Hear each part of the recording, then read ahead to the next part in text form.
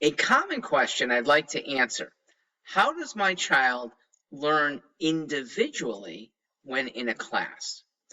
And there's two answers to that.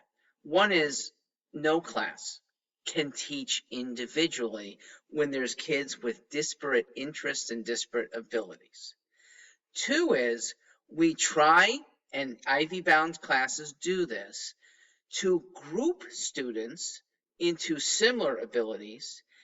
And the good news is we're starting with the same interests. You're interested in mastering math on the SAT. In another class, you're interested in mastering verbal on the SAT. A teacher can only go at one pace.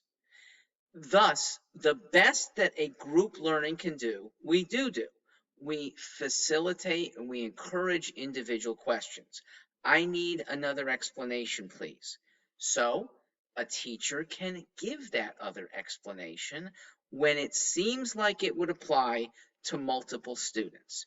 If the teacher perceives that this is a one only, it's a unique situation, knows that that student is coming from a different standpoint, then the teacher can say, I'd like to take this one-on-one. Let's move on to the other stuff that everyone needs. A class has to do that in order to keep pace. Now, here's how the one-on-one can work. And it's very economical. We don't charge for Zoom conferences.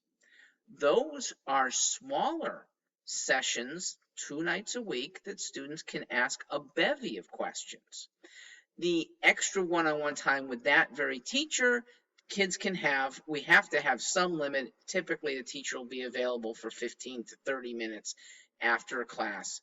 So by using these extra one-on-one or small group engagements, class keeps a good pace, you learn everything you're supposed to, and then students individually can grapple with things with the aid of a tutor.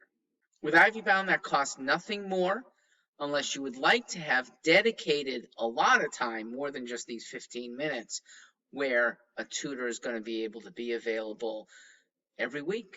And that could be 2 or 3 hours a week. We have students do that as an addition to class. They do pay for that, but they do find that it is tailored to what they need.